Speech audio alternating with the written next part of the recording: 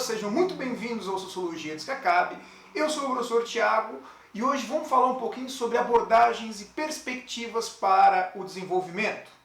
Se você é novo nesse canal, esse aqui é uma videoaula destinada aos alunos do terceiro ano do ensino médio para a gente aproveitar esse período de quarentena estudando um pouquinho. Pois bem, dito isso, galera, a gente viu então que o capitalismo é um sistema econômico que se baseia entre momentos de crise, de desenvolvimento e de estabilidade econômica. Os períodos de crise, de maneira bem geral, representam períodos onde as taxas de lucro estão baixas, estão zeradas ou às vezes até estamos tendo prejuízo.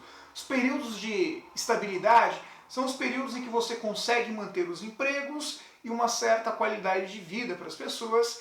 E os períodos de desenvolvimento, esse, claro, são os mais legais, são os períodos onde há um crescimento econômico atrelado a uma melhoria na qualidade de vida das pessoas. Por isso é importante a gente ter em mente o seguinte: nós temos dois grandes indicadores econômicos que funcionam para a gente saber se estamos em períodos de crise ou de desenvolvimento, porque afinal de contas o capitalismo se alterna nesses períodos. Períodos de desenvolvimento, então, podem ser representados pelo IDH. O que é o IDH? Índice de Desenvolvimento Humano. O IDH ainda é um dos melhores indicadores porque ele vai mensurar o crescimento econômico, mas também vai mensurar a melhoria na qualidade de vida das pessoas. Do outro lado, nós temos o PIB, o Produto Interno Bruto. E o PIB, por sua vez, ele indica crescimento econômico, mas ele não indica melhoria na qualidade de vida, visto que o PIB de um país pode crescer 2, 3, 4, 5% ao ano. Contudo, esse crescimento pode ficar concentrado na mão de poucas pessoas, ou seja, nem sempre crescimento econômico representa desenvolvimento.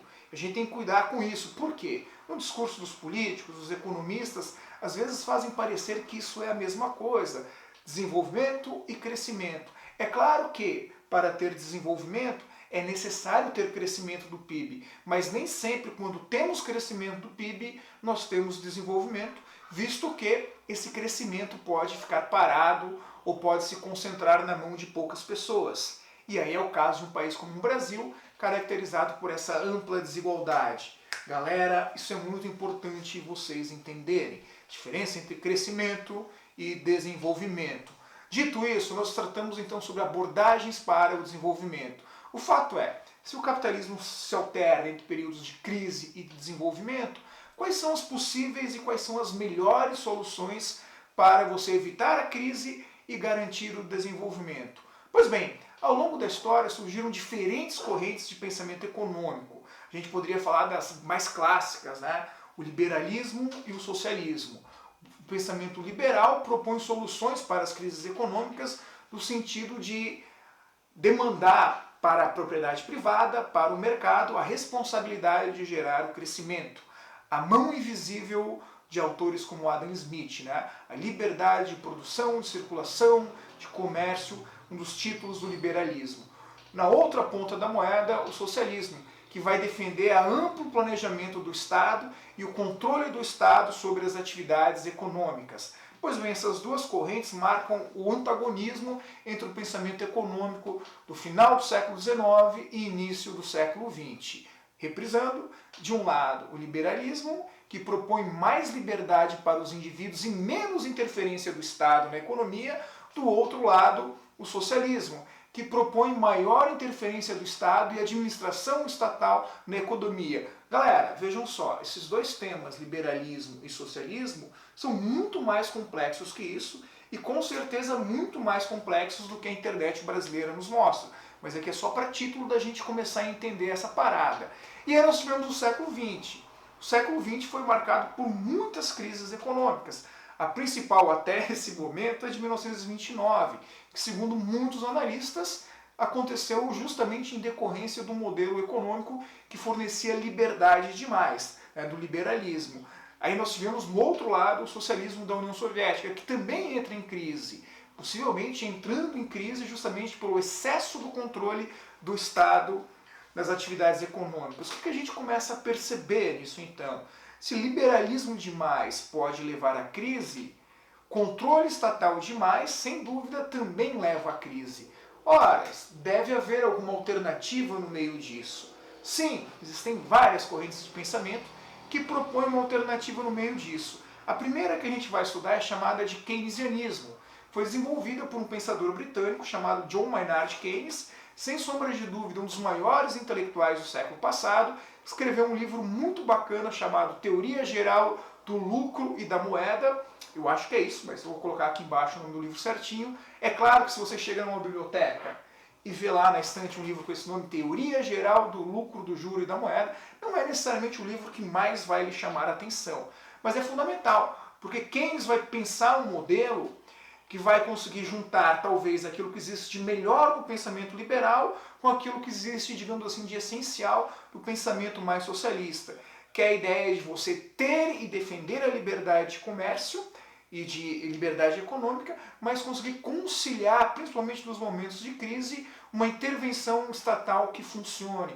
Por isso, de modo geral, a gente pode pensar que o keynesianismo se baseia em 3 grandes pilares, ou 3 grandes pontos que o Estado deve interferir na atividade econômica. E quais são eles? Pois bem, 3 fundamentais. A primeira delas é o quê? Garantir o emprego das pessoas, garantir o bem-estar social. Por isso o Estado deve fornecer serviços de qualidade, saúde, educação, segurança, para que as pessoas possam ir para o trabalho sabendo que seus filhos estão bem cuidados na escola, sabendo que seus pais vão ter acesso à saúde, que os idosos vão ter bastante acesso a isso. Então, o serviço público garantindo o bem-estar social. Segunda característica importante, incentivar a formação de uma poupança. É essencial que as pessoas tenham dinheiro. Por isso, políticas salariais que aumentem sempre a renda das pessoas e que as incentivem também a guardar o dinheiro para em casos de emergência como a gente está vivendo agora. E terceiro, e muito importante, promover o desenvolvimento. No pensamento liberal, o desenvolvimento deve ser promovido apenas pelo mercado. Keynes vai propor o contrário disso. O mercado e a propriedade privada é essencial para promover o desenvolvimento, mas o Estado também tem essa função de promover o desenvolvimento. E o Estado pode fazer isso através de várias coisas, dos serviços essenciais, porque afinal de contas saúde, educação, segurança geram emprego e geram renda, mas também através de obras públicas, por exemplo, de construções de estradas, rodovias, portos.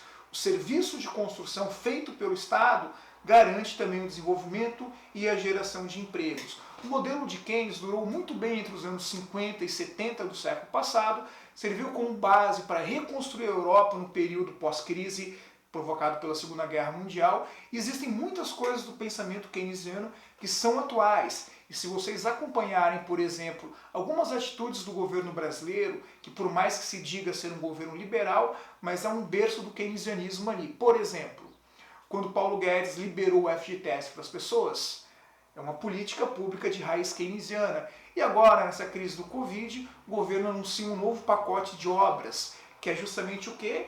O Estado como um fator gerando desenvolvimento, construindo obras e gerando emprego. Uma política de raiz extremamente keynesiana. Vejam só, o keynesianismo é a única abordagem para o desenvolvimento possível?